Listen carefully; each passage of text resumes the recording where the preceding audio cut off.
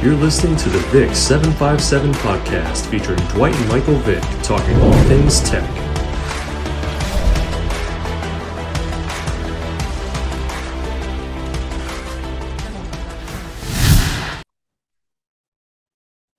What's going on, everybody? Welcome to another edition of the VICK757 show, talking all things tech.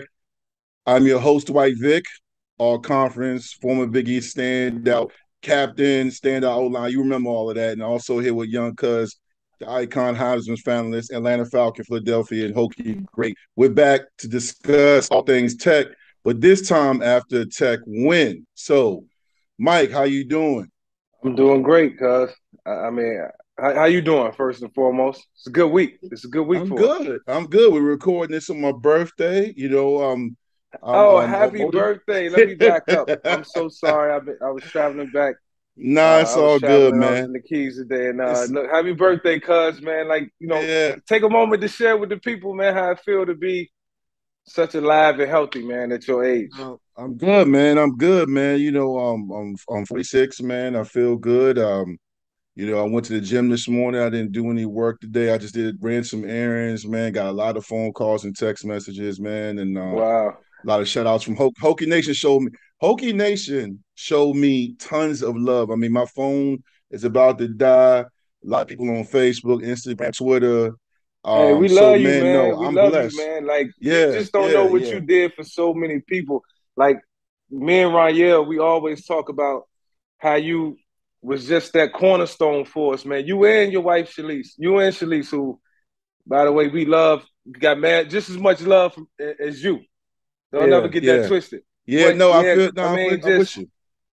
You already know, I don't even have to explain, but man, just over the years, you've just been always there for everybody, and we respect you so much. I'm happy to sit alongside you and host this show.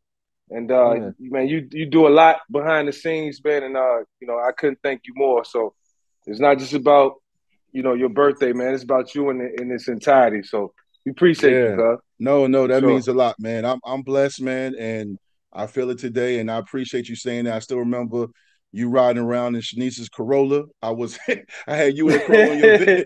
I don't even know how I fit in that joint. I had the Corolla, you, Raniel, TP, Terrell Palm was in there, man. We were riding around Blacksburg, and I just remember us having a great time. And we had the spring game that weekend. And no, actually, I hosted you. Then you came back. And I came back for the spring game. And I remember like talking to you. Said, "What you think?" He said, "Yo, I like your offense." I said, "Cuz Al Clark is that dude." But I said, with you and everybody we got coming back on the defense, I said, y'all can do something here in a few years. And you. And Raniel and TP and Emmett and Lee Suggs, y'all all prophesized everything that happened. So what I always tell people is that one of the main reasons that I came to Virginia Tech was Coach Beamer and his influence on my mom. And for Coach Beamer to come to the Really Circle projects and walk up to my doorstep at 8:30 at night, him and Coach Kavanaugh said so much about him that I thought that was the reason. I'm like, I was very impressed. First off, very courageous, brave, and then he came in and really, just wowed my mom. He blew her away. And her impression was the same impression. Nobody else did that. And then, so I thought that was the reason. But it was part of the reason. Now I remember it because you remember everything. And you remember that spring game where I came back to the spring game, and I remember you telling me that, and vividly, you saying, "Look, y'all can have something special. It's gonna take some time, but if you can get if y'all can come together, it's a package deal, and it's gonna work out." And damn, cuz, so you and Coach Beam were the biggest reasons I came to Tech, and you wasn't even really trying to, you was never trying to sell me on anything. Like you just let it happen naturally, and that was the cool part about it. Yeah, no, I mean. I know we're going to have Danny jumping on here in a few minutes, man. But going back to that, it's fine. We can talk about it because we can break down Boston College with him. It's interesting, too, because, I knew what you were. Like, I remember seeing you at Ferguson And then Ferguson, unfortunately, had to close down, and I saw you at Ward. And I played against Aaron, for a few years. We're the same year. Yeah. And I remember talking to Coach Riemann and talking to everybody, and I saw you, and I was like, yo, you got it. But it was such a crazy thing because you were on a very good team, but across the way was Ronald and my alma mater, Hampton, and they just were loaded. Yeah. And it was actually a good thing. And then I went back to Tech, and I remember talking to Beams and Coach Height and Coach Grimes, my offensive line coach, and Stein Spring and all those guys. And they were like, yo, we all in on your cousin. We love Ronald, but it's too many cheap cooks in the kitchen. It's too many people that want him. Right. And here's the crazy thing, cuz you were highly touted too. Yeah. You were nationally ranked. It wasn't like you was just, some Jiffy Lube all-star. No. I mean, you was highly touted, but Ronald was it was like Gatorade Player of the Year, but you were all conference. You had a lot of accolades. Yep.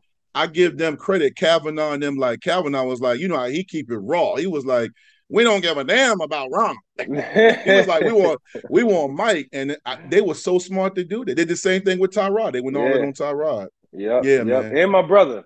Brother. Yeah. He was a hell of a player, by the way. Shout out to Mark Vick. Shout out to Tyrod, too. Yeah. But a lot of ways, man, when I look back at that time, I feel like you opened the door because Al was a beast. I just posted some highlights on the VICK757 show Instagram page of Al killing Alabama in the long run. Al was a beast. He was a warrior. He battled injuries. He made plays. And he mentored you, and you took kind of like what him, Drunken Miller, and Maurice did to the next level. Because that people can say what they want. I like Bustle's offense because he simplified things for the offense, but it made sense during the game, whether it was a toss sweep, a dive play to the fullback. It was just, I just loved the offense. I mean, the offense was, it's one of them things, like, it wasn't an offense where it was so widespread, like we was going to come and spread you out and, it was going to, like, happen naturally. Like, you had to work for everything. So that's why we had a mixture of so much. Like, and I sat and I watched y'all, like just create so many holes for Pegues and Chiron. I'm like, if we can have a sustainable running game, then the passing game won't happen naturally. That's going to come easy. Yeah. So, I kind of seen, the transition in the offense, but man, cuz like y'all just don't know how y'all was like trailblazers for everything, bro. Everything. Yeah, man. Yeah. Even Al. No. Yeah. Al, one of them guys, man, people forget because at that time we won 9 games this senior, 9-3. We lost some games we shouldn't. In the year before, we went 7-5. Got blown out by Carolina in the Gator Bowl, Mac Brown's old team, before he left and came back. And I was telling people, even in the Gator Bowl, you, Andre Davis, Ricky Hall, Sharon was sitting in the stands. And I was like, we was in the stands. And Al didn't even finish that game. And I remember saying, man, some of our best players aren't even playing. And then you guys came, and then Ricky, you guys came in, man, and it was just a great time, man. It was a great time. It was a great time, but y'all still smacked Alabama that next year.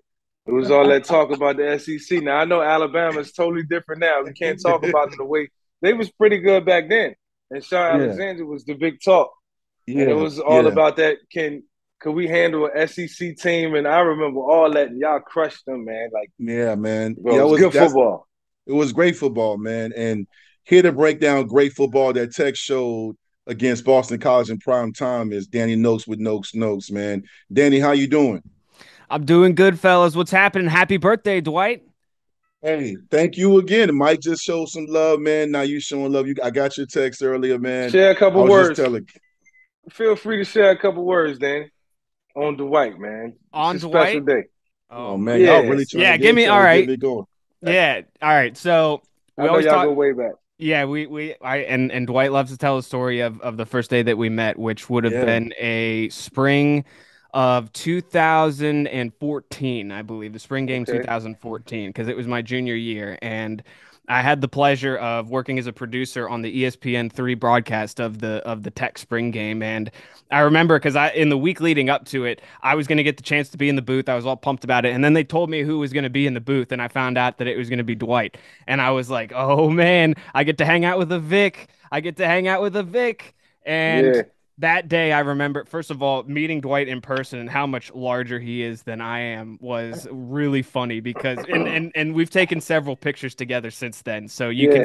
see the height difference is massive. But man, we had such a good time that day. And I remember I learned a lot from Dwight, and that was just the beginning of everything because it Yeah. was about a year and a half later that we started doing radio together, and he's become one of my closest friends. And I rely on him for sports knowledge. He comes on my show in Washington, D.C. all the time, although he's come on my shows in Richmond and Blacksburg as well. So I have to Yeah. thank him for all that. But Nice. I go to Dwight when I need advice on life as well. So he's like a big brother to me, and I'm grateful for him. No So happy doubt. birthday, buddy. Appreciate that, man. No, thank you, man. You and Mike, man. Y'all got a brother feeling a little emotional, like Carl Thomas here, man. Yeah. Hey, but before you get going, Dan, I do want to read one of our new sponsors. So, Hokie Nation, we do have a new sponsor. I teased that last week. Our newest sponsor, joining Alexandria Restaurant Partners, is HallOfFameSigners.com. Check them out. This is a great sponsor. Just real quick, with over 50 years of combined experience in the sports memorabilia world, Hall of Fame Signings is your go-to for authentic in-person autograph signing with sports superstars, both past and present. We strive to bring the most memorable encounters with all of your favorite players, including Hall of Fame players and future Hall of Fame players. I went to the Nice. site this weekend and today. Great stuff. Check them out. They're now a sponsor of the VICK757 show, talking all things tech and Noakes segment. So welcome, Hall of Fame Signings.com. All right. Welcome. Woo, Danny, love it. we got a W, man. King went off. Tyshawn Garbett went off, man. I hope I'm saying Tyshawn's name right, man. His Taiwan. Yeah, Taiwan. Taiwan. I do that all the time. You know, when we from Newport News, Hampton, we got Daquan, Tyshawn, Taiwan. But Taiwan looked like we had Corey Moore on the first week of the second season too, and he looked like a baby Corey Moore. I mean, they look like a Virginia Tech team, man. What were your thoughts against the win against Boston College when they got the win? I was very encouraged, guys. Despite the fact that we're coming off a season opening loss to a team that we should have beat under any circumstances, I was very encouraged by what I saw in the bounce back game against Boston College because the defense continued to play well. They continued to run the ball well. Grant Wells made less mistakes. He wasn't forcing the ball quite as poorly as he was in that first game. And so that's from a 30,000-foot view. I think those are the biggest takeaways that I had, and all of that is great. I want to continue to see that development too against Wofford and on against West Virginia and throughout the season. But Dwight, you specifically mentioned the play of Taiwan Garbett, and I want to single him out as well because he is the carrier of the lunch pail. So Yes. he is the leader alongside Dax Hollifield of that defense. And Shamari Connor is a leader out there in the secondary as well, veterans. But Tywin Garbett was a guy on the defensive line coming into this year. Coach Pry talked a lot about. We saw him play well in the spring. He actually did play well last week against ODU too. So to see him come out and continue to do what he does, he was wreaking havoc in the backfield pretty much all game long. I'm really excited to see this unit continue to play together as a team and to continue to learn under Brent Pry, who's just such a great defensive mind. It was Tywin Garbett and it was also CJ Mcrae who made his Yes. debut. And CJ did not play in that first game against ODU. CJ was a guy that Brent Pry was really high on. Because in the production meeting that we had before the spring game, we asked him specifically about some guys that maybe nobody had heard of. And CJ Mcrae was one of those guys. You saw him get a sack in the game against Boston College. He's going to, help bolster the linebackers alongside Dax. He's not necessarily a starter just yet, but you're going to see a lot more of him. And maybe he does find himself in the starting lineup a little more. I want to see that defense continue to eat, man, because the offense, I think it'll take some time for them to really continue to gel and really let the better the defense plays, the more pressure you take off of Grant Wells. And so Yeah. I think it's all got to start with the defense. And that's what I was going to ask you, Danny. Just having the chance to watch the defense. You mentioned Brent was a defensive guru and the defense is playing well, but watching Wells and the offense, like it's got to be some mesh. At some point, they're gonna need the offensive side of the ball a little bit more. What do you think they improved from week one, and what do you think was their strong point, their strongest suit on this past Saturday? Well, I think Grant Wells specifically, what he did to improve was something I just alluded to a couple of minutes ago, and that was just didn't turn the ball over. He was better Yes. with his decisions against Yeah. Boston College, and that's important to see, as you know, Mike, as a quarterback, to see that from week to week, I think is great. And he talked about in the post game. I think he got interviewed by one of the ESPN commentators after. He said that the coaches pulled him aside and pulled him into the office after the ODU game and said, "Hey, we believe in you. You're our guy. We know that you can take this offense to where we need to go. You just have to go out and do it. You got to continue to put in the work." And he said that that gave him a lot of confidence. And I think that was absolutely exactly what the coaching staff should have done. It's exactly what Grant Wells needed to hear from them. And he went out and he definitely improved on his performance. That was great. I also thought that their ability to run the ball was there again. Keyshawn King busted that long 65-yard run early in the second quarter, and they continued to run the ball despite losing him for the rest of the game. Now, hopefully they get him back pretty soon, because I think if you can work Keyshawn King, Jalen Holston, and if Malachi Thomas is on his way back, if you've kind of got a three horse stable there in the backfield, that's pretty good. So I think that they've built on the success that they had against ODU, but they were able to execute a little bit better, and it resulted in a much more cohesive performance. They looked a little shell-shocked opening up. Yeah, it looked a lot better, though, for the most part. For sure. Well, Danny, I want to just say this to the fans watching this and listening on Spotify. A lot of it has been made about Boston College and, not being the Boston College that Mike and I played against, or even the Boston College with Matt Ryan. Here's what I know: when you're building a program and your coach Pryor and his staff, you got to take the wins and you got to appreciate the wins, because historically Virginia Tech has lost to some Boston colleges or UVA, well, not UVA, but any other team where we've been better or we've been favored. I think when you're trying to build a culture and you're winning, I think you accept the wins, you take them, you appreciate them. Yeah. I don't think you break down, it's going to be different against this team. At the end of the day, I think you take a win for what it's worth. I think in any league, high school, college, or pro, you never minimize winning. You appreciate it. I mean, Mike, we both probably, Danny, I know you and I watch Mike when he's on Fox on Sundays, and he had Atlanta winning. And I was watching that game. I had it on my phone, I was working, I was looking. And Atlanta looked great for three quarters. Good. Should have won, right? Same thing. We should have won. Yeah, same. And they should have won, right? A mistake here. Same thing with your Commanders, Danny. Y'all won, but Carson Wentz and company made it really hard in the second half, right? Yeah, they did. Like Jacksonville. So, I mean, my point being is, I know that's professional, but Tech, you got to appreciate the wins, man. So when you look at that Boston College game, Danny, I know we got a long season ahead of us. This weekend we got Wofford. I don't even know what their team name is, but they haven't scored in 2 weeks. They haven't scored against Elon and they haven't scored a touchdown, Mike. We're going to smash them. We're going to smash them. We need to. So we win that game. We go 2-1 with one of the all-time nemesis of Virginia Tech Hokie showing up on Thursday night, West Virginia.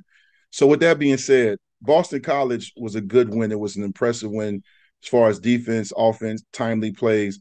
What do you think the Hokies do? What is Pryor's message to the team? I know you're not in the locker room, but you've been covering Tech for years.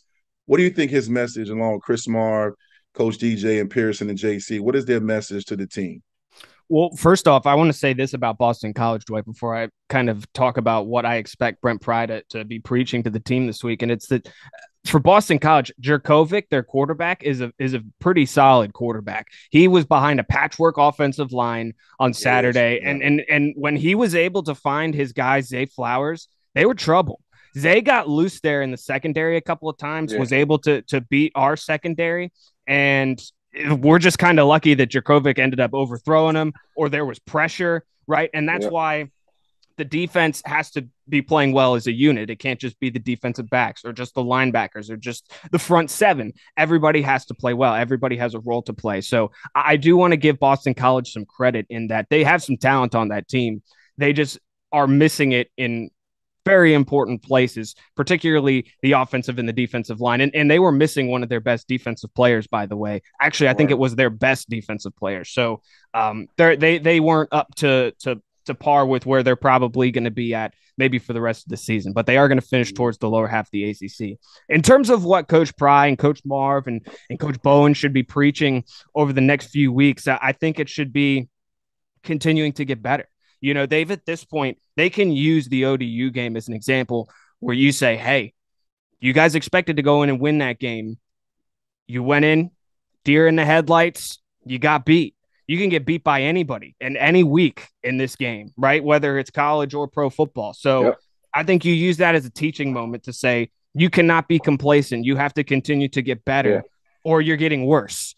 And for a coach and who's brand new to a program, and for a program like Virginia Tech that's really trying to kind of, I hate to use the word rebuild because it sounds a little bit cliche, and I don't necessarily think it's entirely what's happening. Because as we were talking about with Andy Bitter earlier this week, Dwight, Virginia Tech never really hit rock bottom. So it's hard to call this a complete and total rebuild. But they are trying to get back to where they were 10, 15, 20 years ago. So don't get complacent. The standard. Yeah, the standard. Exactly.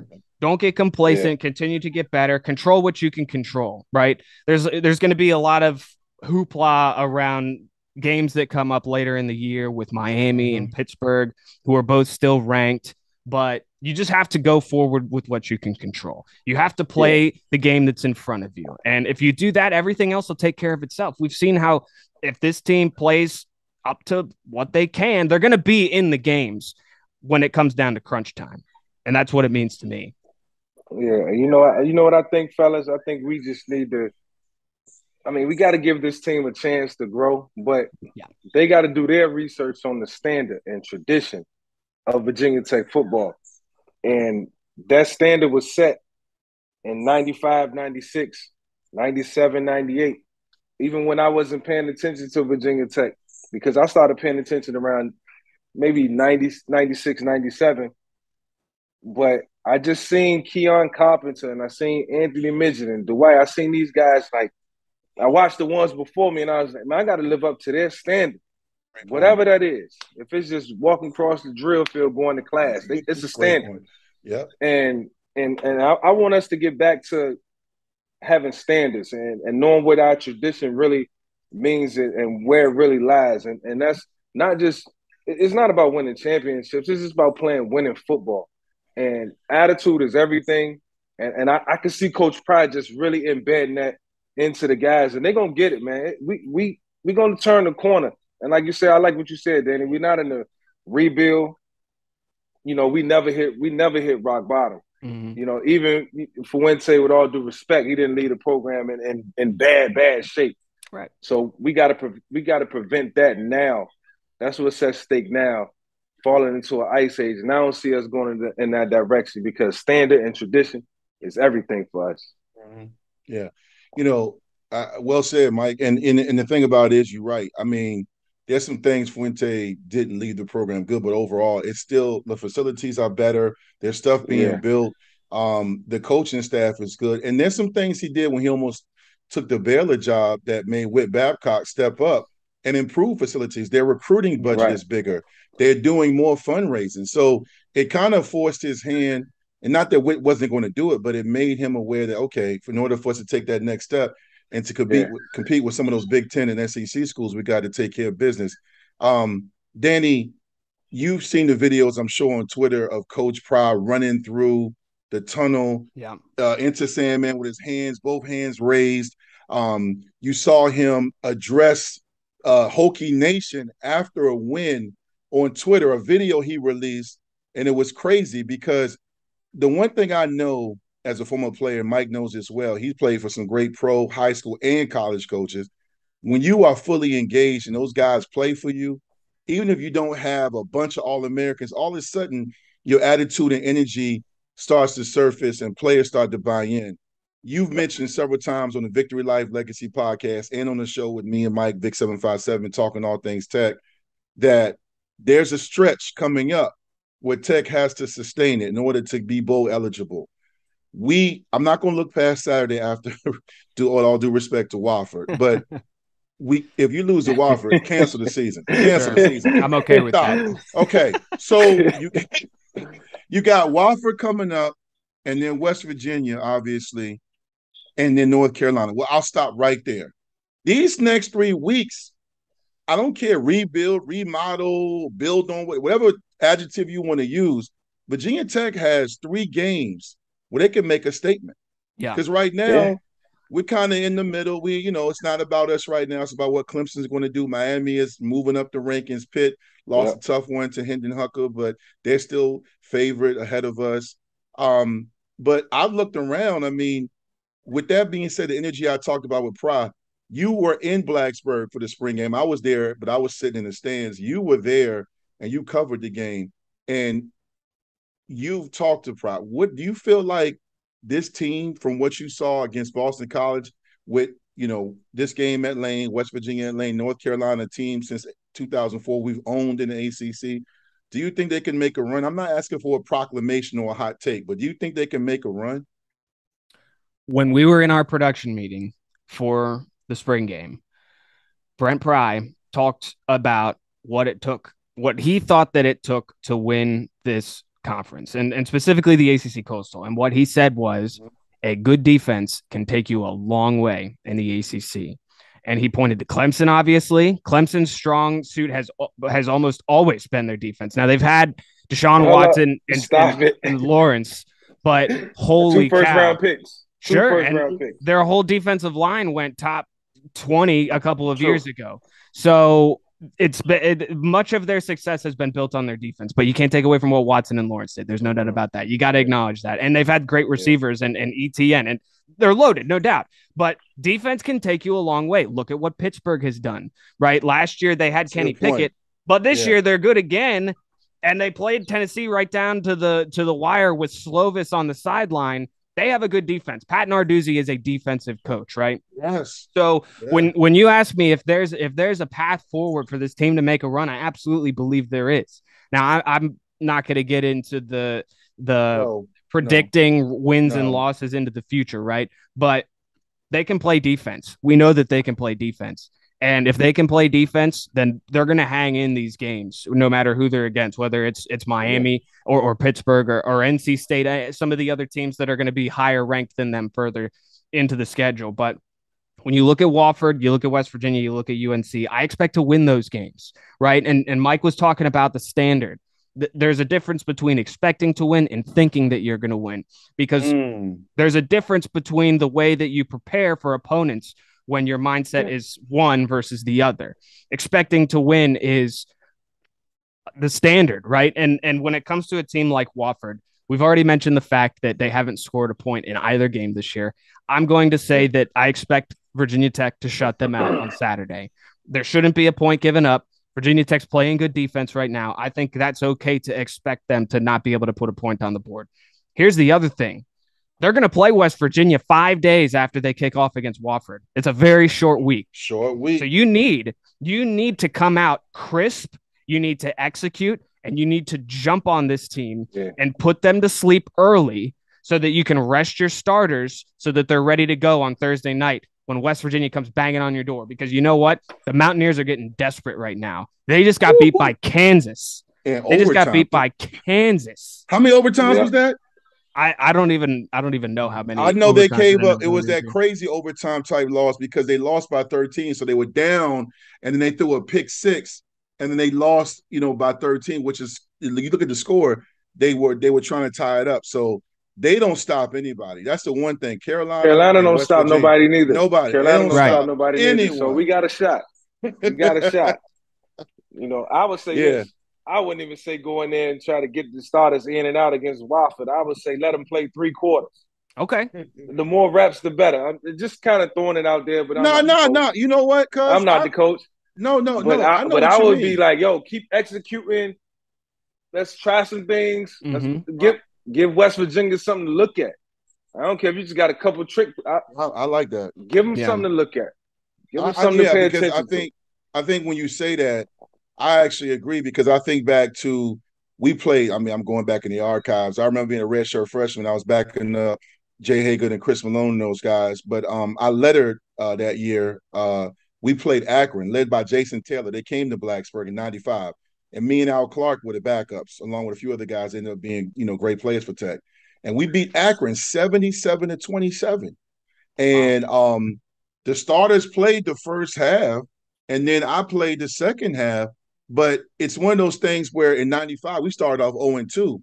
So we were just getting our groove because at that time, Jim Druckenmiller and those guys end up being very prolific. Corny White, Brian Still, Jermaine Holmes, they end up being great, but the offense kind of sputtered. So Coach Bussell was like, nah, don't look at me. Y'all, you're going to get some reps. And I think with Virginia Tech, I'm not saying come out there and run and shoot, but I think to Mike's point, I think getting some time, some chemistry, getting some plays in because offense was great. And Keyshawn King said he could have came back.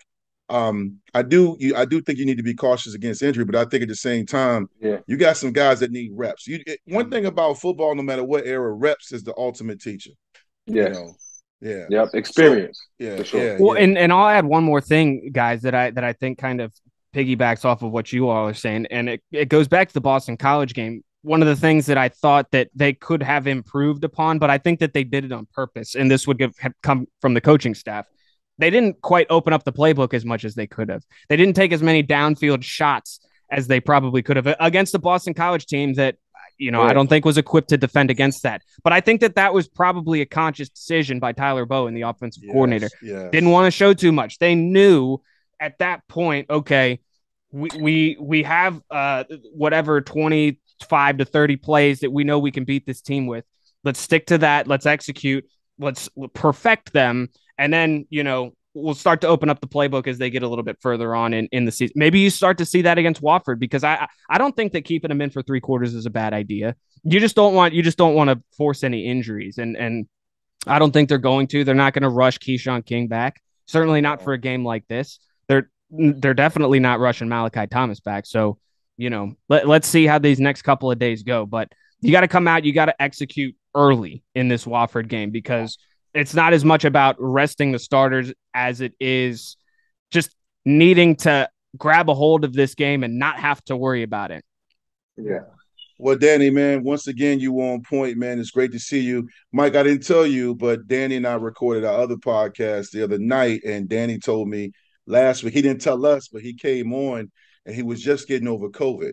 So he's healthy now. Yeah, man. I mean, he was down working bad. through injury. Yeah. He played hurt. Man. So, You got to do what you got to do, baby. I had a fever of 102. 102 was my fever when I jumped on this time last week, boys. It was not fun.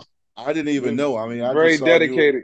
We appreciate that, Danny. Of course, yes, sir, I'm just glad you couldn't see me sweating because I was sweating like a hog. I'm telling you. Oh, man. And I know you won't feel good. I've been there. I'm glad you're feeling better. Yeah, man. I'm back. I'm 100% now. We're good to go. Appreciate you, Danny, man. We'll see you next week, man. On. That's Danny Noakes, 106.7 The Fan, and also my co-host with the Victory Life Legacy podcast, man. So, Danny came in. Yeah, you're a good dude. You see why I love him, right? Yeah. He's just a good dude. Insight, man. He pay attention to a lot. We need that. We need that detail. We need that detailed info. Intel. Yeah, you mentioned my birthday. I'm getting older, man. Some of these names I know, and then I'll be like, Danny, who's the dude? He was like, oh yeah, he just spits it off, man. No, that's what's up, man. So Juan Garbutt joins us, ladies and gentlemen, on the VICK757 show, talking all things tech after a monster game against Boston College. Earned the ACC Defensive Lineman of the Week and just really killed it, man, against Boston College. Taiwan, welcome to the show, man. How you doing? I'm good. How are you guys? I'm glad to be a part of this and be sitting here in front of 2 guys that, I admire and I have a lot of respect for. And, you guys help lay the foundation of what we're trying to build back up under our new coach. So I'm doing good. I'm just glad to be here and have the chance to speak to you guys. Yes, sir. Yeah, speaking of your new coach, man, talk about the tone he's set, just the energy he's brung, and just the feeling in the building each and every day. Oh, with him, he's a fiery guy. Like, he's very, very big on my side of the ball. But just even when it comes to the other side of the ball, he makes sure, like, they try to match our intensity, match our energy, because he knows on Saturdays that's, like, how it's going to be. It's going to be, every team going to give us our best shot because of the things, guys from your guys' team has built, the culture you guys have built, just beating everybody. And, everybody's trying to come back, and whenever they see VT, they know that's their biggest game, and that's how we feel about it. And that's what he also is constantly trying to remind us, that when we put this VT and when we wear this VT, that we're going to get everyone's best shot. So I just think he's done a great job just setting a mentality and just a mindset for, like, the standard that what you have to do to play, high level Virginia Tech football. Absolutely. And you and Mike are referring to J.C. Price, correct? Yeah, I mean, I was talking, him, he's a fiery guy, and that's definitely my guy. But I was talking about going to just talking about Coach Pry. Okay, so you're talking about Coach Pry, and he is a fiery guy, and everything you said. So I want to talk to you about JC, because Coach Pry, I know about Coach Pry. He was at Tech when I started. I was there 3 years with him, and you're 100% right. He's brought that energy, just like you and Mike just talked about. But let's talk about my guy who I had to battle for a few years, who taught me how to hold, because he was so fast. He had that spin move. What is JC and those guys meant to you as far as just getting you and your defensive teammates, your mind right? Like, what has he meant to the program and just teaching you? Oh, from Coach Price to Coach Prelo and Xavier Debe, and just, a lot of the guys that's been in our shoes before. It's just having a visual representation of what it takes to be a great player at the place like this, that especially values our side of the ball the way it does. And that's credit to, the founding fathers of, like we're saying, J.C. Price and Cornell, and, going to Corey Moore, and just like continuing that with 55, Coach Daryl Tapp, who was also, which is here. Coach Tapp. It's that's just, what's up. With Price, he's so real. And what I mean by real is, he wants to make sure that we earn the right to be the best players we can be. And that's just going off of Tuesday practice, and that's how it starts what type of week we're going to have. He calls Tuesday Bloody Tuesday, meaning that Tuesday should be harder than Saturday, the game. And that's how, we go about practice every week, and that's how we go about our day every week. And I appreciate just having someone that not only is highly respected, by this program, but just someone that has a high care for just this university and the school, just knowing that what it was before to kind of how it is now. And, he likes to compare his day to our day. And he's like, we didn't have this. We had two of days, it goes through all his stories. And you just hearing it, you just can tell, he was a bad dude back when he played. Yeah, he was. He was part of a defensive line called Death Row. Not Death Row Records with Tupac. Death Row D-line. And I had to go against that. Then I turned around right before I graduated. I had Corey Moore and company. So I can speak on great defenses. One thing I think is cool, Taiwan, is that I was seeing you getting a lot of love. You were also this week on the Sons of Saturday, Rock Carmichael, everybody, Trey Turner, everybody's just shouting you out. Then most importantly, which I know you are loving, you are now the holder of the lunch pail. You are carrying that lunch pail. That lunch pail goes back 20 plus years. And some of the greatest defensive players, from Cam Chancellor to Daryl Tapp and Jason Worlds, so many guys, Chris Ellett, James Gale, have carried that lunch pail. You've mentioned you are a student of the game. You know your history. I know you're focused on Wofford, but just take a few moments to talk about what that means to carry that lunch pail. Oh, it's just about the biggest honor in the building. Like, that lunch pail doesn't leave my side. Actually, here, hold on. Yeah, you go and get it, man. Let the fans see it. That's the real one. This ain't nothing from Volume 2 bookstore. There it is. The lunch pail doesn't leave my side. And Coach Price, he knows how much it meant to me. After they gifted it to me, I even sat there and took a moment just to stare at it in awe. Like, wow, I'm really the one carrying.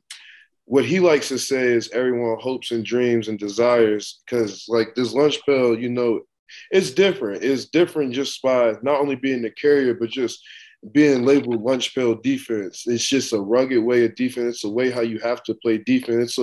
It's not only a mentality and mindset, it's a lifestyle. And I feel like it was probably one of the biggest honors I've ever, if not the biggest honor I've ever received, just being a part of this program. And I've been a part of it for a while. And I even said that to my defensive coordinator this week. I said, screw all the other honors. I said, this is the biggest honor I've received. And I'm just happy that my guys were just, as excited for me to get it as I was excited to receive it. Hey, Taiwan, I'm loving the humility, man. That lunch pail is everything. We talked about it a little earlier in the show, but just moving forward and getting ready for this week. You got Wofford, the opponent that Dwight just mentioned, and we should beat. But how do you keep the guys level head? You got to take on that leadership role of keeping everybody together, staying focused. It's one good win versus BC. But how do you bounce back this week and not allow upset to happen? How do you keep the guys focused, man, take on that leadership role? What's your mindset? Well, in a way, it starts for me. And, when I say that this week, just going back to what we were just talking about previously, hey, I've received a lot of honors. I've received a lot of praise. But I've told people that, that's behind me. Everyone in the building, I've let everyone know that, well, we played BC 4 or 5 days ago. That's over with. And Wofford is as important as it was last week. Last week, obviously, coming off of one of our most embarrassing loss, especially just being from where you guys are from. You know how that is, just losing to a smaller school in the state that you should really dominate or you should beat regardless. And it's just we need to carry that same edge because every week, like I mentioned earlier, we're going to get everyone's best shot just because of who we are and just because of just the tradition and the culture that was built around this place and that was built in this program. And I just feel like it starts with me making sure everyone knows that, okay, Saturday, Sunday, we celebrate, but Monday, Tuesday, we're back onto the next opponent because that's the only way you'll ever be ready for them because we're still worrying about what we did last week. A team that, as you're saying, has no business to be hanging with us might mess around and hang with us for a little bit because we're still celebrating a win that happened a week ago. So I just try to make sure all the guys that, I really talk to and make sure all the guys that really look up to me understand that this is still another week of work and that we still need to work. And that's by leading by example, making sure that everyone understands that y'all's ACC player defensive lineman of the week, but that was last weekend. This is a whole new week and we have a game in less than 3 days, 11 a.m. kickoff. So, hey, it's like the NFL. Hey, it's a what have you done for me lately type of league. Hey, absolutely. Look, it ain't about what you did last Sunday or it's about what you're going to do this week. So, I mean, always keep that mindset. It works in all sports on all levels. Keep that mindset, baby. Yeah, I want to say this and we'll let you go because we appreciate you jumping on because you had practice, you had class. So Mike and I remember them days. I don't miss that part. I miss the brotherhood, the steakhouse, and the, going competing. But the work and the hard work with classes and practice sometimes can be a ground. But I know you embracing it all. With that being said, man, I'm glad you're on. I know you and I sometimes check in with each other via Twitter, DMs, and all of that. But I want to ask you this on this VICK757 show, talking all things tech. I watched you guys Saturday night, and I watched you and Connor and my boy Jalen Stroman. And I saw this in Norfolk, too. I saw this at ODU, too. It seems like this year right now, defensively, and really the whole team, but especially on defense, it's almost like you guys are playing like, you know what? We fell off a little last year. We being disrespected. They talking about we picked here. I know you're not going to talk too much because, you got the locker room code. But do you guys feel like right now, every time y'all step, y'all about to prove a point? Is it a situation where y'all trying to set the tone and make everybody feel y'all on the field and recognize who y'all are?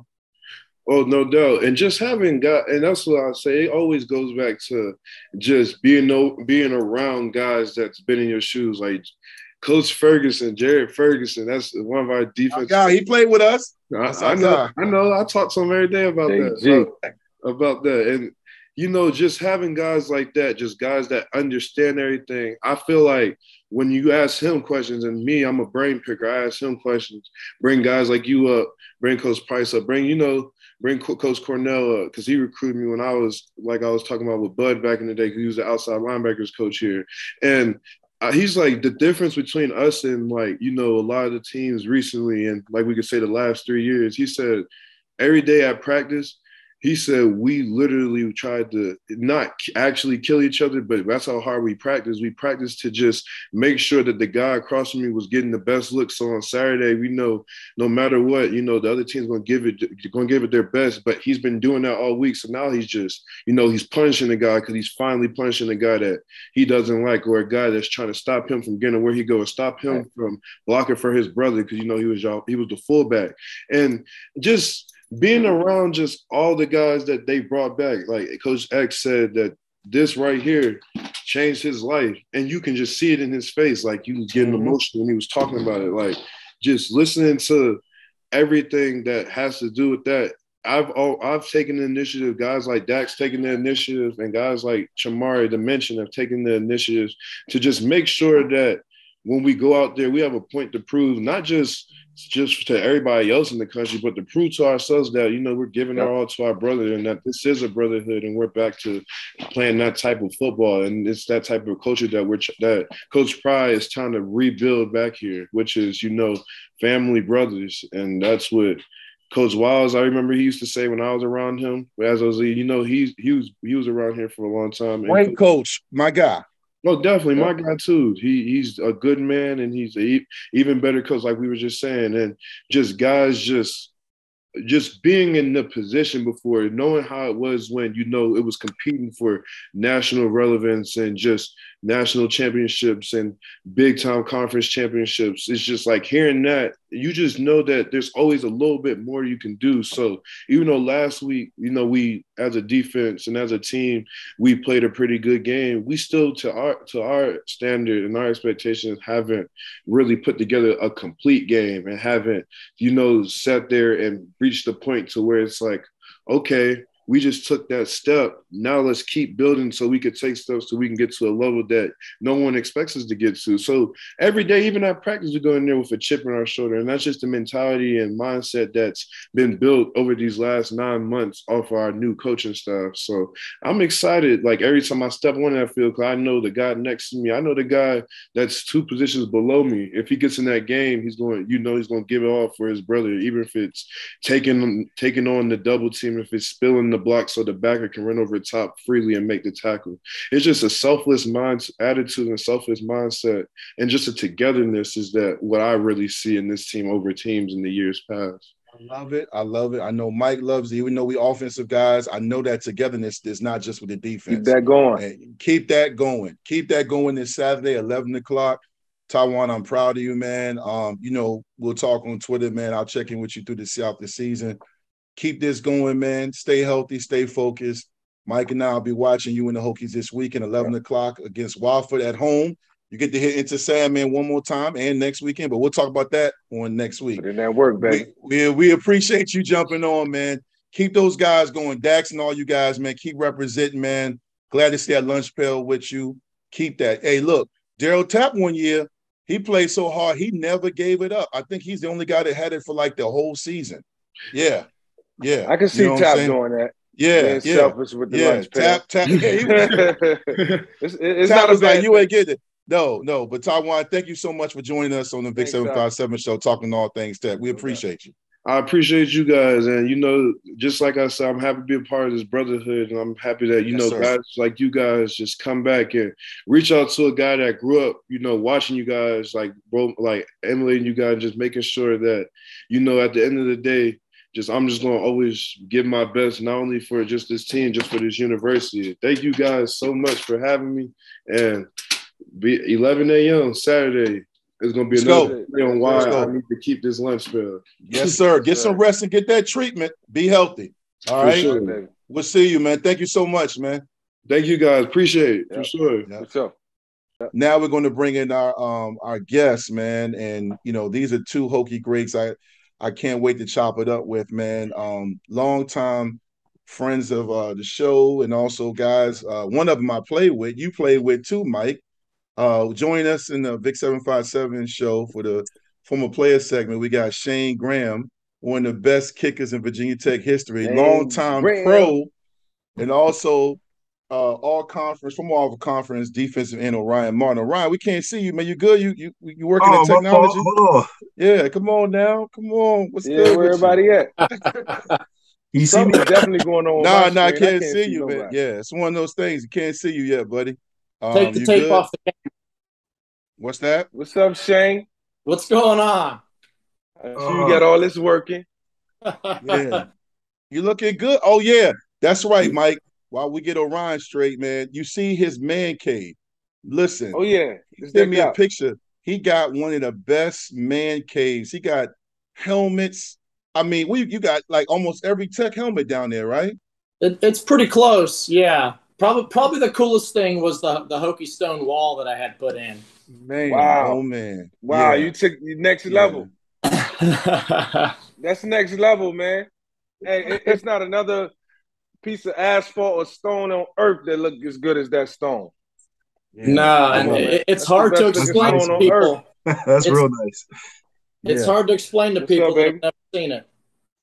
Yeah, welcome Orion, man. It's good to see you, man. I follow you on Twitter and Facebook, man. You know, Orion is a great follow online, man. He does a lot of just featuring guys and shouting them out, man. I go to his page sometimes. Okay, I'm gonna get him on my legacy spotlight. I'm gonna get him on the VICK757 show. You dig deep in the archives, man, and you're coaching ball right now, right? Yeah, I'm in DC at an all boys private school. Yeah. Okay, you're in DC. Yeah, I live in Alexandria and coach and teach in DC. Yeah. How y'all doing? Y'all off to a good start? Yeah, we're young. We graduated 22 seniors. So last year we went 6-4, had our first winning season. It was my first year as head coach last year. Nice. First African American male head coach in football in his school history, and going to my second year. We're real young. We took one on the chin last week. We won our opener, but we're young. We're gonna have a good year though, but we're real young. Yeah. You fall, you get back up, baby. That's it. That's right. Shane, you also have been coaching for quite a while. You were most recently at the University of Florida, correct? You were there with Torian, weren't you? Yes. Yeah, you were Torian. Nice. Yeah, I was and not go ahead. So when Dan Mullen got fired, the new staff came in and just kind of cleaned house. So during that time, like figuring out like, hey, what's my next step? I never really coached. I mean, I coached because I wanted to get to the higher levels because I'm competitive, but it wasn't necessarily purely for the money of it. It was because I enjoyed it. And I enjoyed even the 15, 20-hour work days that it entailed. I really decided that it was time to get away from team coaching just because of the hours, weren't fair to my wife.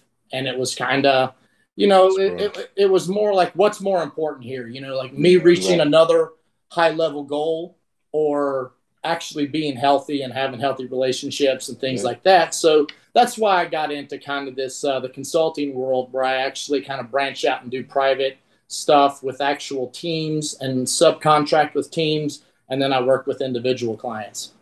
Yeah. Well, you don't get time back. That's right. No, absolutely. Never forget that. You don't get time back. So I think you made a great decision, buddy. Yeah. I linked up with Shane for some time in Blacksburg. We were both at Tech for the spring game, and I met his wife. Beautiful wife, and I could tell Shane was happy. And I respect coaches. Mike has flirted with the idea of getting in the coaching game, and I promised him reluctantly that when he's ready, I'll come join him. But I see what these coaches go through, man. Oh my God. I coached 1 year in high school, guys, and I was in 2008. I coached at a high school in Loudoun County in Sterling, Parkview High School, and I was coaching the O-line, D-line. And we did 2-a-days, and we were done. And I was like, okay, I told the coach, I said, I'll let y'all later. And Coach Andy Hill said, where you going? We got to break down film. We got to scout. Wow. I got home at 11 o'clock at night. Yeah, you know what I'm saying? I can't do this. School. That's how it was when I was a grad assistant with Foster and those guys. Like I just got through playing. Usually after those Saturday scrimmages in August, you get to go hang out with the fam and chill. But we had to go back in and grade the scrimmage until like 7 o'clock at night. I was hurt, man. You instantly realize that you're not a player. Right. I interned in Kansas City with Andy, and it was amazing. I loved every minute of it, but it was hard to grasp the fact that everything that we install on offense, I'm not going to execute it. Somebody else is going to execute it. And I think that's what bummed me out the most. Like, I loved learning it, the teaching, but I was too close to like not far removed from learning it, installing it, and then going out and executing it. And I needed that. So it was like, oh man, I don't know if I could do it. I don't know if I can do it. But in due time. But y'all keep doing y'all thing. Yeah. Well, let's talk tech. Because we're all four Hokies. Shane, you played with me for a few years, and you played with Mike. You guys are both notoriously known and respected for the two great plays you guys made in the Miracle in Morgantown, but you were so much more than that. You played with me, Shane. You made some great kicks. You were on the winning side of a lot of games as a Hokie. Orion, you were there. You and your brother. You got your brother to come there too, right? And transfer from Norfolk State, I believe. Yeah, so he was getting recruited by Tech, and I went to Norfolk State after Hargrave for a semester. I was like, shoot, this is my opportunity to walk over, at least try it. So I transferred over that summer, 2004, and Cam had his senior year. So, ended up playing together. I ended up getting a scholarship after that first year. And 2005, we were on the team together. So good. So the one thing I love about like having guests like you guys on is the fans get insight, especially the younger fans, about what we all help contribute to building in Virginia Tech. And it's a special place. We love our Hokies, but we also have that credibility and insight to speak on it. I'm sure we're all familiar with Coach Pry. I know I am. I know him. I was there with him. Big fan of his. But I'll start with you, Orion. You saw the previous regime, and now you see what Coach Pry is building there now in a few games in.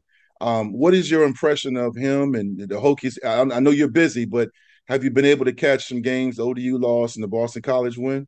Yeah, we had a game that night when we played ODU, so I was able to catch the second half.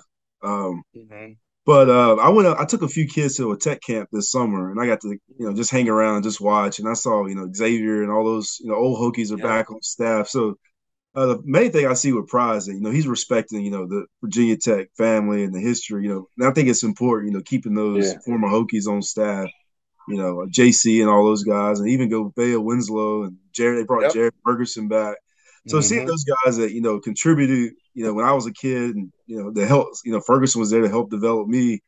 I think that's a start. I think they're going to be fine. You got Prelo and those guys there. I think I like what I saw. I like the energy. Just at the camp I was at, I like the energy. I like the attention to detail and the fact that you got old Hokies there. I think it's going to be. I think we're going the right direction. I think we got the right guy. Yeah, and Shane, you, as I mentioned when you jumped on just now, you've coached in college.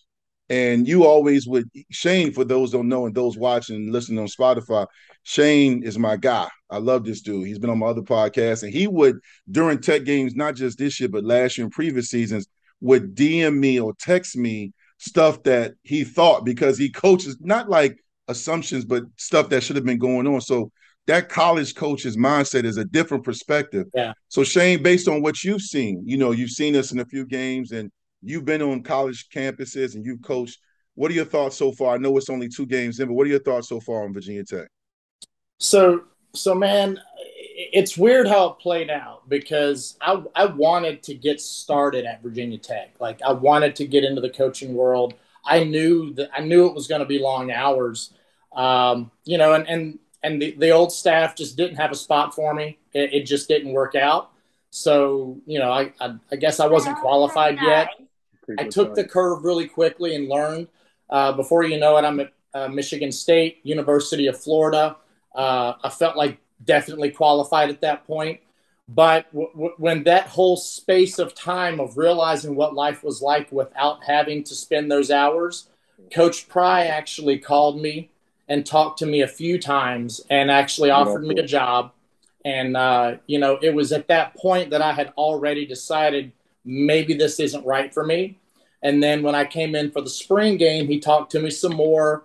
And, just kind of seeing the way not only he was gracious about, understanding why I didn't want to do it anymore, but he was talking about how he wanted the staff there to be family friendly. He wanted family in the building when coaches were working long hours.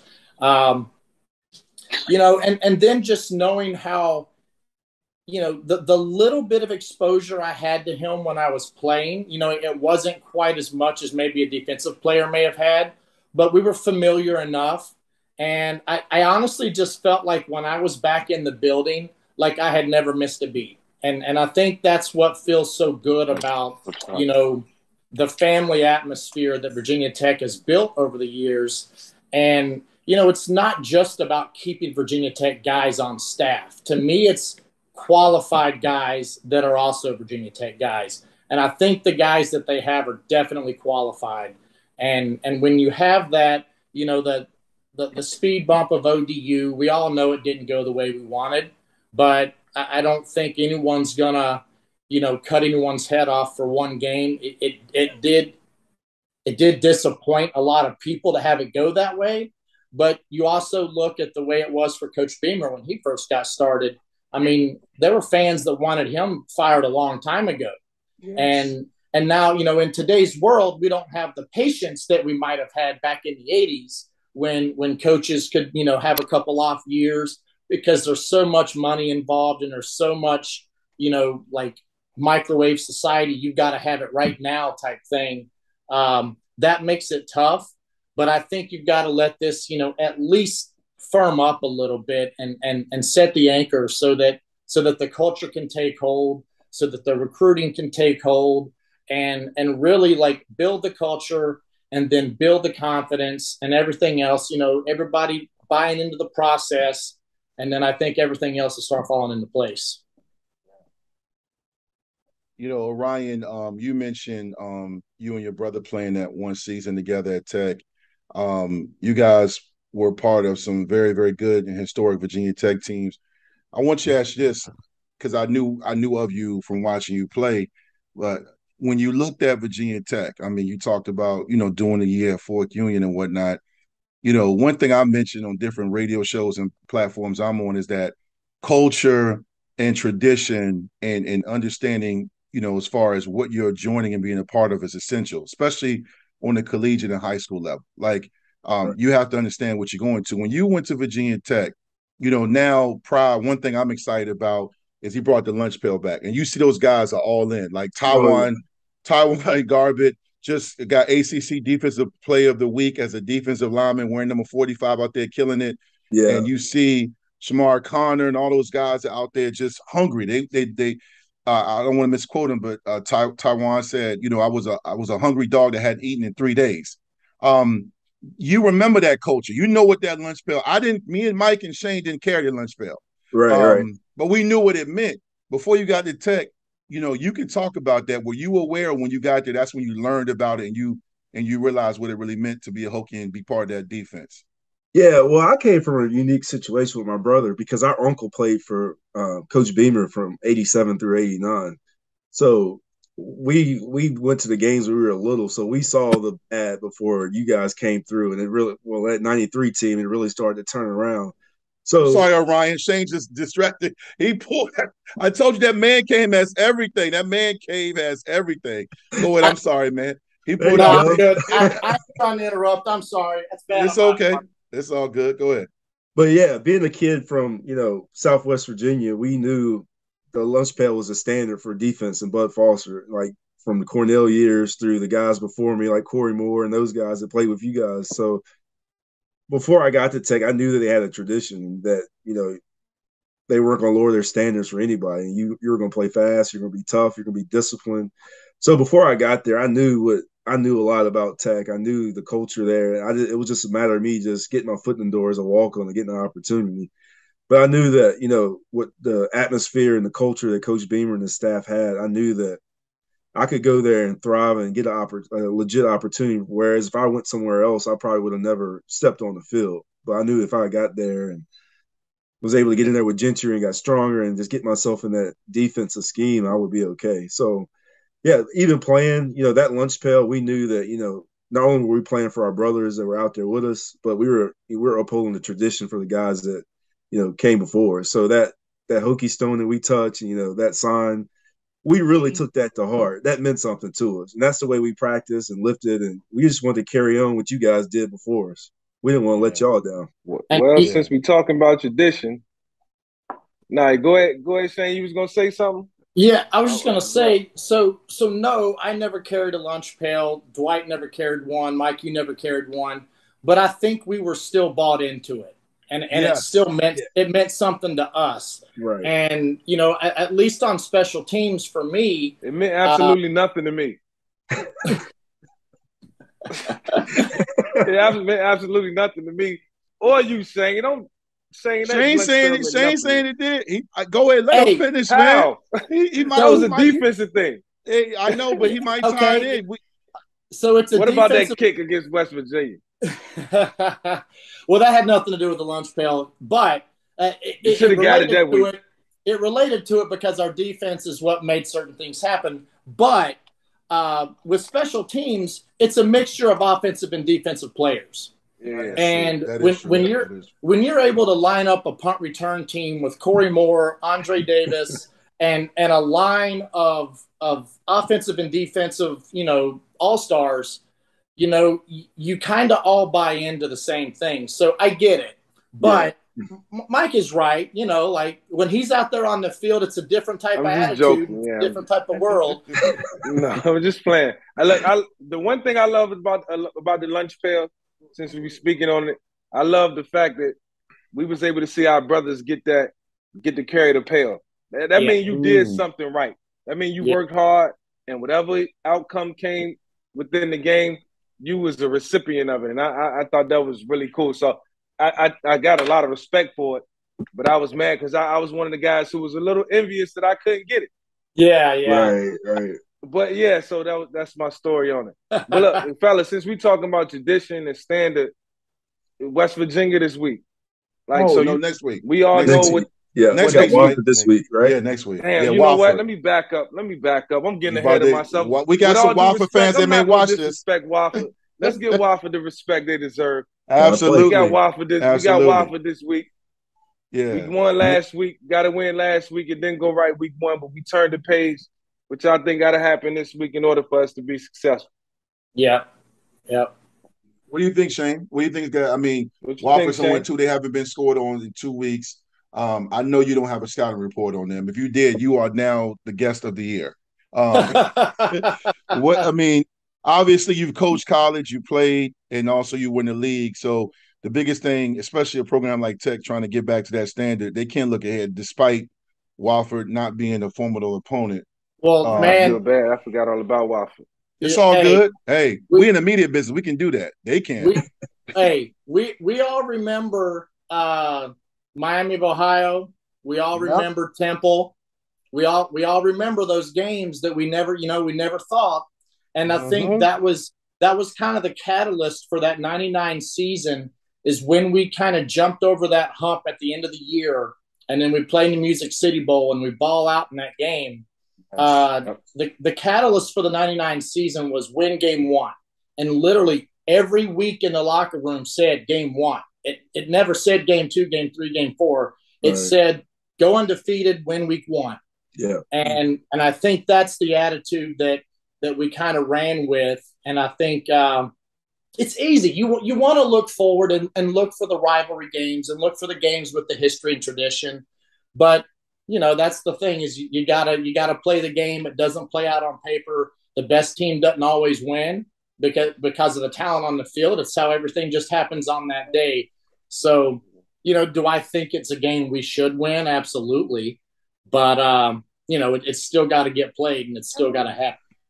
Yeah, and you're right. Before Ryan gives his thoughts, Shane, you're right, because I was on the team that lost to Miami of Ohio, and they were known as giant killers. And and then of course the Temple loss. To this day, that is the worst of Virginia Tech, including JMU, including ODU. That is the worst Virginia Tech loss. And what's sad is that was my senior year. We were up 17-0. We were ranked 14th in the country. We were in the top 5 for one of those games. Yeah. And we were really good. Mike, you were on the sideline that year. I was on the sideline. And Temple, we jumped up 17-0. And I was like, okay. I told a couple of the guys behind, so get ready, man. And next thing you know, they came back and we lost on the goal line, man. And They had lost 35 consecutive conference games. I don't even want to read all that. The bottom line is they were terrible. We shouldn't have lost that game. What happened? Y'all turned the ball over or something? No, it was just weird. A lot of things, man. It just was weird. We had over. You hear about those losses, but you never really knew. Well, like, to Shane's point, I remember it. You know me, my memory. We had over 500 yards of total offense. We moved up and down the field on them. We had Nick Sorensen at quarterback because Al and Dave Meyer were both hurt. Oh, that's right. But Nick played great. Ricky Hall and Andre Davis and Angelo Harrison were receivers. Shane and Kibble kicked the ball.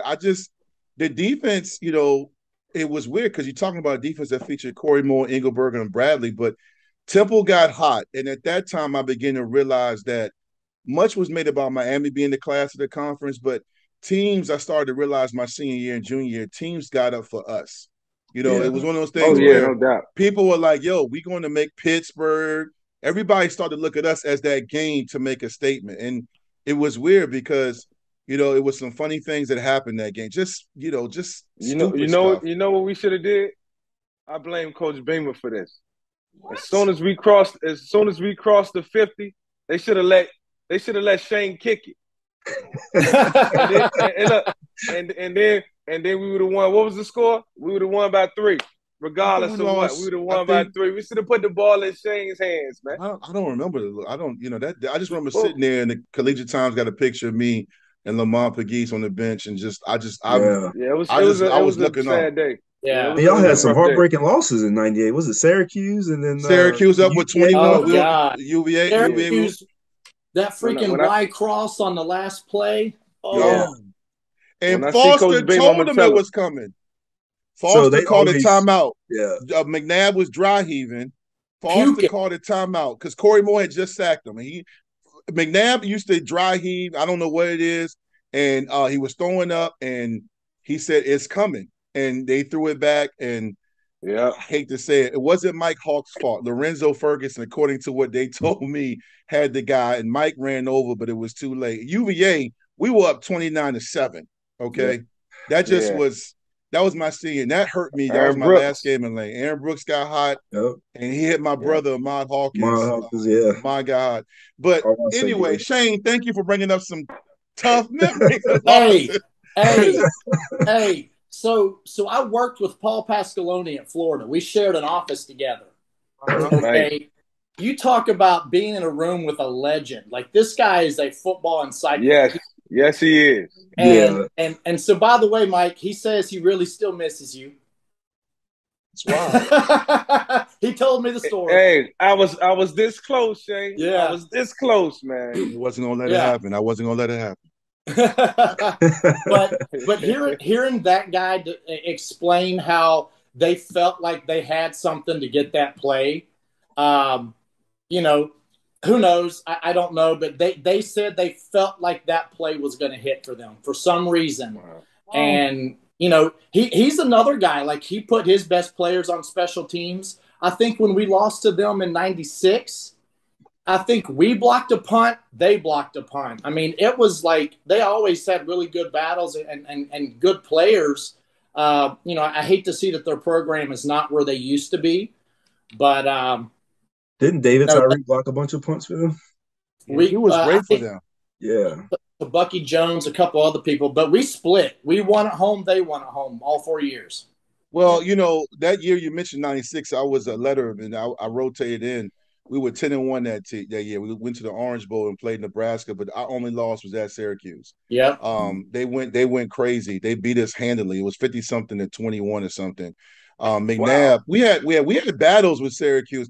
Contrary to popular belief, the Big East then, West Virginia was legit and ranked. Syracuse, Boston College, Miami, and Virginia Tech were all juggernaut. And you throw in powerhouse. They were all good, and they were all physical. I remember, just being physical, man. And Mike, you and Shane, y'all might be the only group of people, Mike, you and Shane, that went up there and won. At Syracuse because when Mike went across, won there, but it was hard. Mike that year, and we barely. Oh no, that was Mike redshirt sophomore year. That's right. 2000. He took it down the sideline. Took it down the sideline. I remember watching it on TV. Yep. Yeah, it was one of them games we barely made it out of there. I think Dwight Stvnna sacked me like 6 times that night. He set a record. No, Oof. it was 6. Yeah, it was crazy. It was 6. I was watching at home like, bruh. Yeah. You know what I'm saying? My senior year, it was 62-0 at home for us. Y'all crushed them, yeah. No doubt. Ronyell, Shane. Yeah, bring it back, baby. Ronyell trolled him. That's when shout out to my guy, man, the linebacker who was a beast. What was his name? He was Keith Bullock. Bullock. Beast, but he was throwing shade, saying Mike is all right, but he's no McNabb. And Mike shook the brakes off him. I hit him with the AI. I hit him with the AI move. I hit him with the crossover football move. I don't know where that came from. Oh my God! Yo, I remember. That's my boy. Shout out to Bull. That's my guy. Nah, hey man, no, those were some great times. But Orion, I'm gonna move on from this tragedy reflection moments sponsored by Shane Graham Productions. We'll get back about winning. What does Tech need to do to take care of business? Because again, I mean, all jokes aside, Tech has had some great 11, 10-win seasons, some championships, but we have always had that tough loss, that head scratch. As you just asked, how did we lose the Temple? I still can't verbalize for you. So how do we avoid? Because the last thing I want to do is have a show next week going into the West Virginia game with Mike, and that's talking about how we just lost to Wofford. So how does Tech avoid that? Yeah, like Coach Foster used to talk about what's important now. They got to focus on Wofford. They can't worry about West Virginia and the rivalry, like you said earlier. Defensively, we always talked about, reading your keys, don't give up the big play, limit, create the turnovers, put the offense in a good position, field position. Offensively, take care of the ball, be balanced, be able to run it, throw it, keep them on their heels, and create some, big plays in the special teams like we've always done. Get back. To me, that's what Beamer ball was all about was, running the ball on offense, big plays in the passing game, great special teams. Big kicks. Yeah, just create some big plays, get the crowd going, cause a fumble or interception or two. Yeah, just get back to playing Hokie football. I think they'll be fun. I agree. That formula, and either one of you or Shane can answer, or Ryan, you can answer, or both of y'all can. That formula we saw Saturday night on ACC Network when Tech was up 17-0. King was running the ball. They had timely passes. I was a little frustrated. I wanted them to go downfield a little bit more. They did. And they hit my guy number 80. What's his name? I'm seeing where my mind's going. Caleb Smith, the receiver, the veteran receiver, and he caught a touchdown pass in that drive. They answered and went up 24-10. Can Virginia Tech, in this current state of college football this season, just stick with this season, continue to win games led by the defense and an offense that's averaging right around 20 points a game? Shane, what do you think? I think it's obviously possible, but you're putting a lot of stress on the defense when they don't get a chance to take breathers, when your play count goes for the offense so heavier for the other team, your defense is on the field so long, they're getting tired, they're getting frustrated. And when the offense is out there putting up yards but maybe not scoring, that also becomes frustrating for the offense. But I think the biggest thing that guys have to do, and what I felt like when we had our best years at Virginia Tech, was when we were the most selfless. And when guys aren't worried about their individual stats or their individual playing time or the attention. And in today's world, it's so hard because NIL attention, money, social media, who's got more followers, who, girls, whatever it is, we all had that stuff that we did, like when we went out, we all had our social fun and all that, but it's broadcast and everybody sees it now. And I see that in locker rooms, and I saw it at Michigan State. I saw it at Florida, and there's a little bit of, resentment between certain guys that feel they should be getting more NIL money and all that kind of stuff. It's become different. It's a different world. Yeah, it's become so distracting that living in the moment is so hard to do, and being selfless and caring more about your team than yourself. And there's a reason why you look at Alabama, and yeah, they didn't play great last week, whatever. But you look at the teams, and this is how, because I did the scouting reports for special teams, I knew their personnel like the back of my hand. They had more starters on their special teams and guys who played in bowl games and played in the playoffs while they were hurt because they cared more about the team. And that culture that Nick Saban has there, it may come across as hard ass and whatever for some people. But, I mean, when Coach Beamer sent you to the shed because you didn't have eye contact after practice, you think guys could do that now?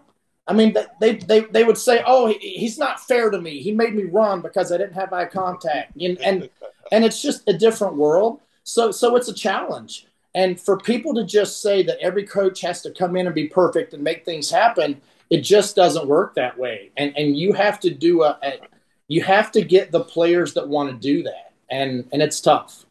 Well, Ryan, you coach high school. So you coach young kids. I know you at a private school, but they still young kids. This is a new generation.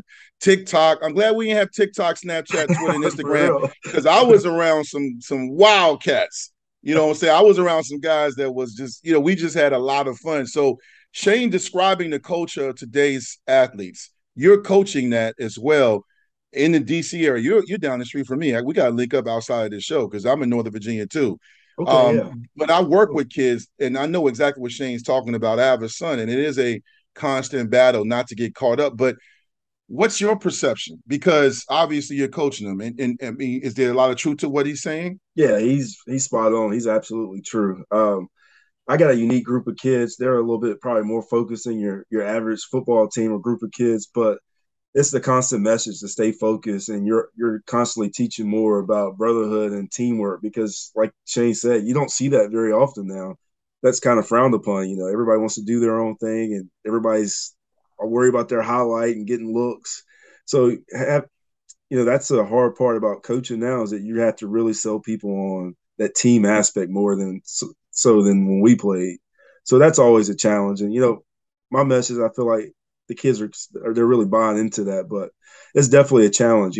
Talking to coaching buddies across the country in college and high school, it's definitely a challenge all over.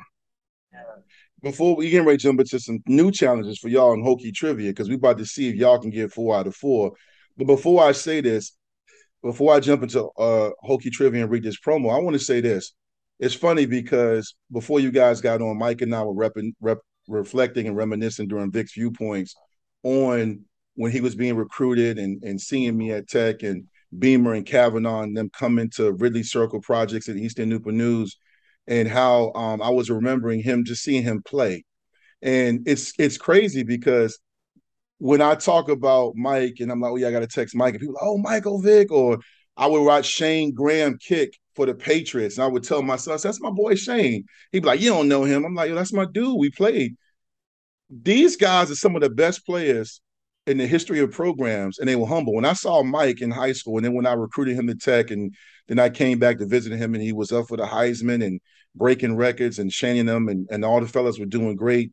They were humble. They were never like even when I was recruiting Mike was like, yeah, I like this score, I like that. But it's so weird how social media.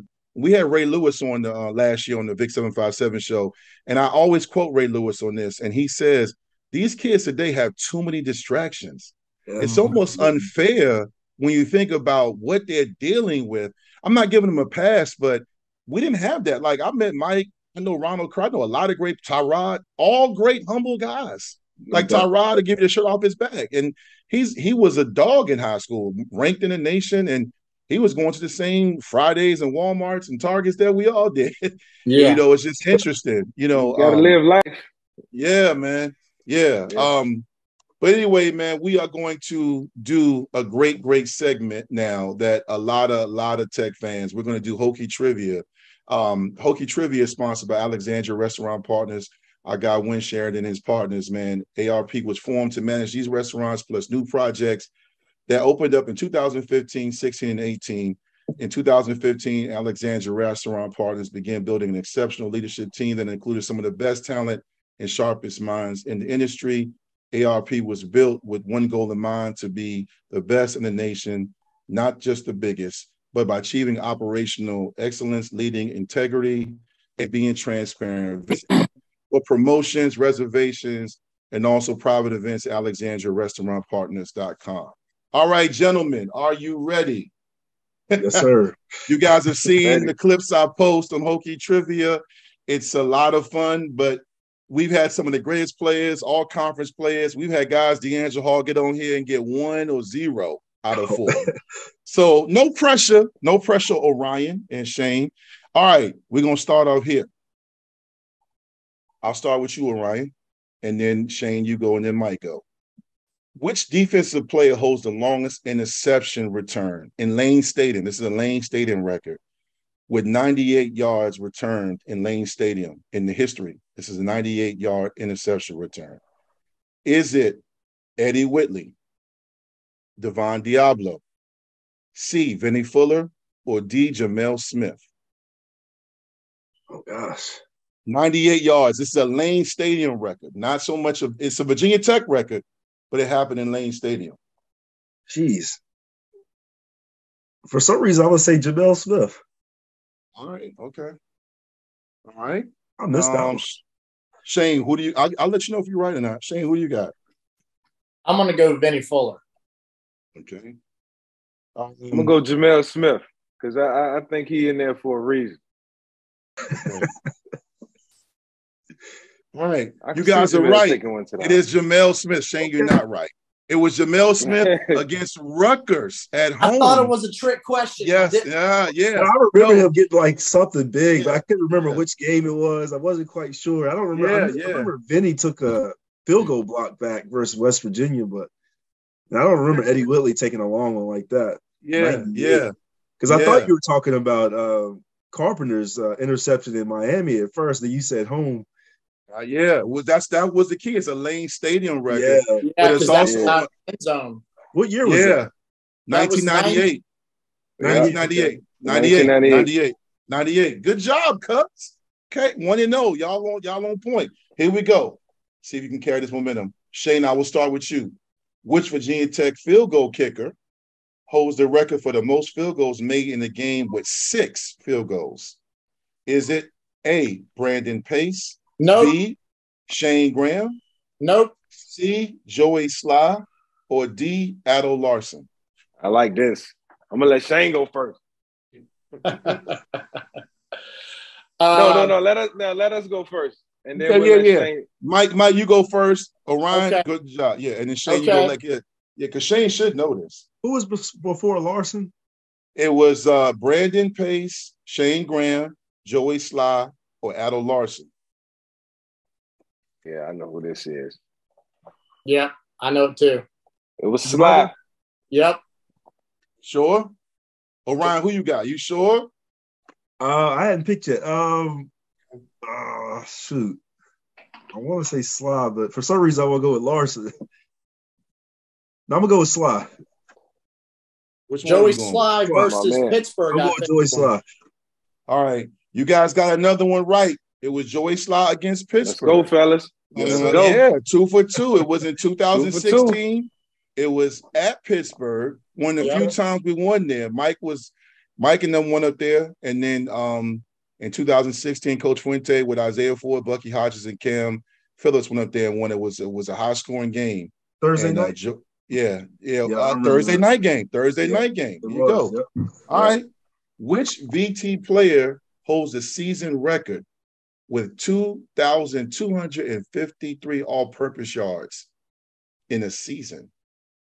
Is it A, Eddie Royal, B, Von Hebron, C, David Wilson, or D, Brandon Orr? Shane. Wow, some good players. Yeah. 2,253 all-purpose. I'm gonna go Royal. No. Name them again. Eddie Royal, Von Hebron, David Wilson, or Brandon Orr. All-purpose yards. Yeah. David Wilson. I'm going David Wilson. Are you copying Shane or just what are you doing? I just know he was a superb athlete. I want to go Von Hebron, but it just seemed like I don't remember if Hebron did any. I don't think Hebron did that. I just know David was like. I think David Wilson was one of the most athletic David Wilson was one of the most athletic guys to ever come through Virginia Tech. Oh, ever. man. He was amazing. But yeah. All right. Orion. I don't remember David getting that many yards. He was a heck of a player. It's either Royal or Hebron. I'm gonna go with Vaughn. Okay. That's a tough one. Orion. It is a tough one. It's a very tough one because it's all-purpose yards. But the correct answer in 2011, it was David Wilson. Oh, my goodness. All right. All right. 3 for 3. This 3 might for be 3. a special VICK757 show. Here we go. Now we see if we really know. Here we go. Which Virginia Tech quarterback wide receiver combination holds the longest completion for a touchdown pass and reception in a bowl game? In a bowl game, is it A, Brian Randall to Josh Morgan, okay? Or is it Gerard Evans to Isaiah Ford in the Belk Bowl? Or is it Jim Druckenmiller to Brian Steele in the Sugar Bowl? Or Grant Knoll to Andre Davis in the Gator Bowl? I'll review them again. Brian Randall to Josh Morgan in the Sugar Bowl, Gerard Evans to Isaiah Ford in the Belk Bowl, Jim Druckenmiller to Brian Steele in the Sugar Bowl, or Grant Knoll to Andre Davis in the Gator Bowl? Longest pass reception. I'm going D. Knoll to Davis. Okay, Mike's going D. I'm going Brian Steele, Druckenmiller. Okay.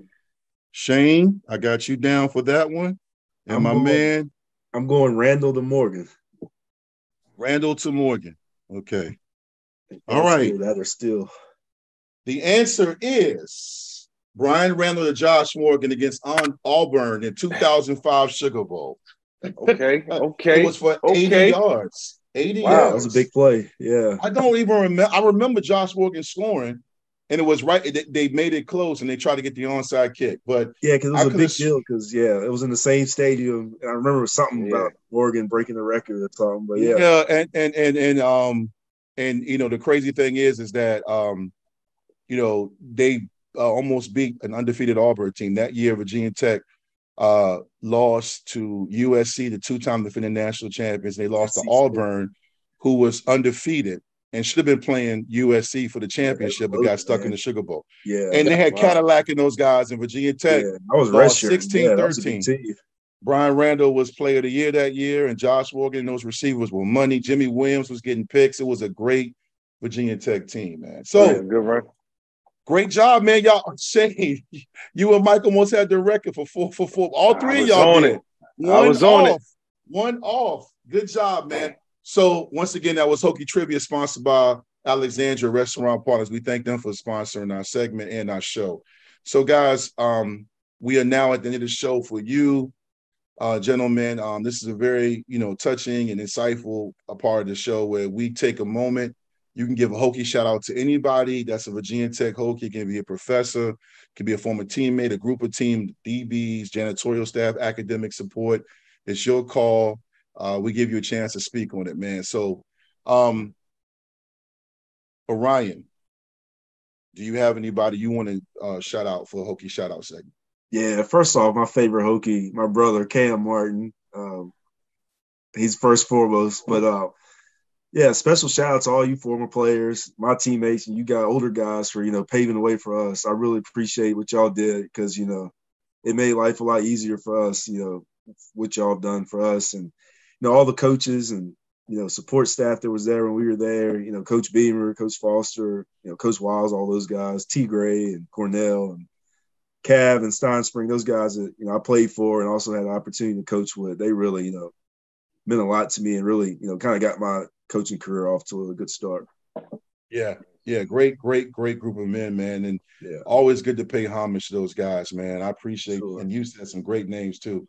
Shane, who do you got, sir? Man, I think it's too easy to try to call attention to any of the former guys, and because I could just say everybody, like everybody kind of paved it before me, the guys that have kept it going after us. But I know if it weren't for the academic staff and the communications department and especially my advisor, Beth Wagensback, I probably would never have graduated because I ended up going back and finishing after I started my career. So that meant a lot to me to be able to do that. And, also if I could say one player, it would be Joey Slye. And we had a really close relationship when he was playing there, because I was, from time to time, I would not be on a team. So I was still training. So I would go train with Joey. And whenever I had charity events, Joey would go in the locker room and get me everybody to come to it. And that meant a lot to me. I mean, we did a shop with a Hokie event that I sponsored at Target, and he got like 15 players to come to it. And between the sponsors that I got, I mean, we gave like 25 kids, in the local Pulaski, Radford, Christiansburg area. I think it was about 30 kids, all got $150 shopping spree. And every single kid there bought stuff for themselves and something for their brother or their parents or something else. Like, it was a really cool thing to be a part of. And it was really cool for Joey to do that. And that's always kind of been something that I feel like, the ut prosum, that I may serve. That's kind of what Hokies have always been about. Mm-hmm. So that really means something to me. Yeah. No doubt. Awesome, man. My shout out, man, is going to be a duo tonight. And I feel remiss if I mention one without the other. Jamel Smith, who you mentioned earlier, the white, and Mike Hawks. People might not remember Michael Hawks, but he was one of the most humble, coolest, calm, collected individuals that I ever met. A good football player at that. And Jamel Smith, his counterpart, and they was the Mike and inside linebackers, and they made me so much better having to go against two All-American players every day. They always challenged me. They always came and told me, Mike, your eyes was, too far on the inside, or your eyes was like right on the tight end. As soon as you took your drop, they always gave me nuggets and told me that, it's certain things that I could change to beat the defense at a young age. And for them to share that information, of course, we teammates, so they're going to always try to help. And I'm a young guy, I'm only a freshman, but they helped me understand what reading linebackers and reading defenses was really all about.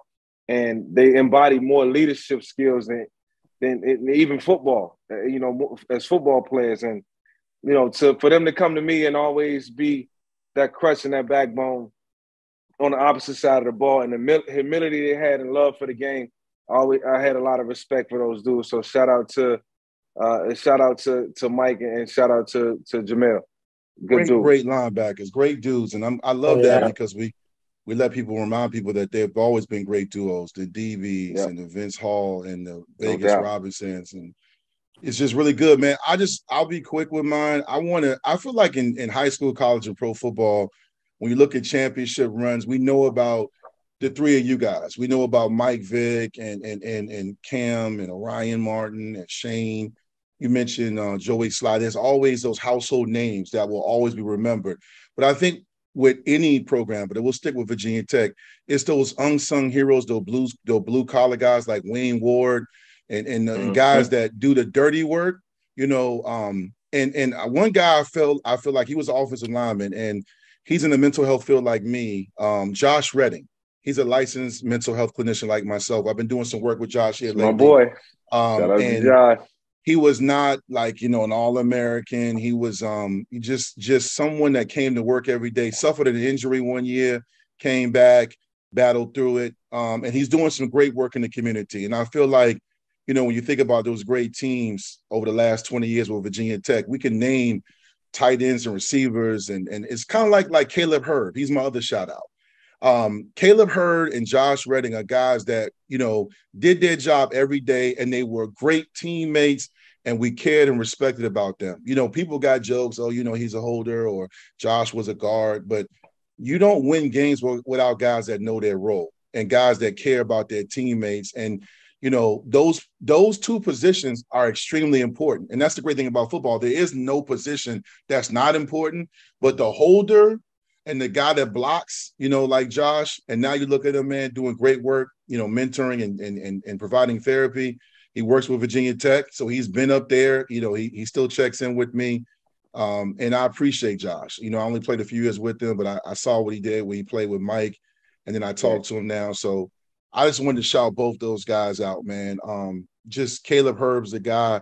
You know, I probably talked in my years I played with Caleb. I probably talked to Caleb like a total of 2 hours total. And because he wasn't someone that was going to argue about Nas versus Jay-Z or Death Row Records versus, you know, Puffy and all that. He didn't care about that. But you saw him in the locker room, like, hey, what's up, man? He'd be like, hey, and, you know, he'd pick up your tape for you. But, you know, I appreciate those guys, man. So, you know, those are my Hokie shout-outs. So something cool about Caleb, I mean, a lot of people know this story, but I would not have gone to Tech if Caleb was not my holder.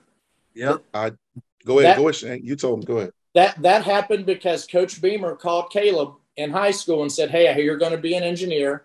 If Shane comes here, you can hold for him. And that changed. That have probably gone to Penn State or Georgia had it not happened that way. And then once he got out of college and he got into the engineering world and the NASCAR world, him and his wife probably raised $10 million for bone marrow research. And the work that they did together and the work that she did helping with the Hendrick Marrow Foundation, most people wouldn't know that unless you were kind of in that world. But they raised probably well over $10 million in their work together. That's awesome. Wasn't Caleb from Pulaski or no? Yeah, he was from my high school in Pulaski. Yeah. Caleb was so from did he Pulaski. hold all 4 years? He held all 4 years for me. Yeah. Well, he held for me my junior and senior year in high school. And then he held for me all 4 years. So for 6 straight years, he was my holder. So I was watching the old game when y'all, I think it was y'all beat James Robinson. Oh yeah. Your freshman year? That was my freshman year. Yeah, I saw that. That was a different guy. I was all of 5'2". Yeah. That's pretty cool. Yeah, man. That's what's up, man. Well, gentlemen, man, this has been a lot of fun. We thank you for jumping on, Shane. Thank y'all, Ryan, Mark, man. We appreciate y'all, man. This has been a lot of fun. Thanks for having me. Yeah, man. I know you guys are busy, man. You know, Orion, you coaching, and you know, you got a family. Shane, same thing. But we appreciate you both, man. And to the Hokie Nation and Virginia Tech fans all over that support this show, whether it be Spotify or the VICK757 show on YouTube, we appreciate y'all. Make sure you subscribe and like. Also, continue to support the Hokies. 11 o'clock, crazy time, 11 a.m. Saturday in home lane. Stay 11 a.m. And then you get the win. You get to enjoy the rest of your Saturday, man. But make sure you check them out. It's also going to be on the ACC network. So 11 a.m., we get this W. Then we can talk about the next one. All right, guys. Like we say every episode, go Hokies. Go Hokies, baby. Appreciate y'all.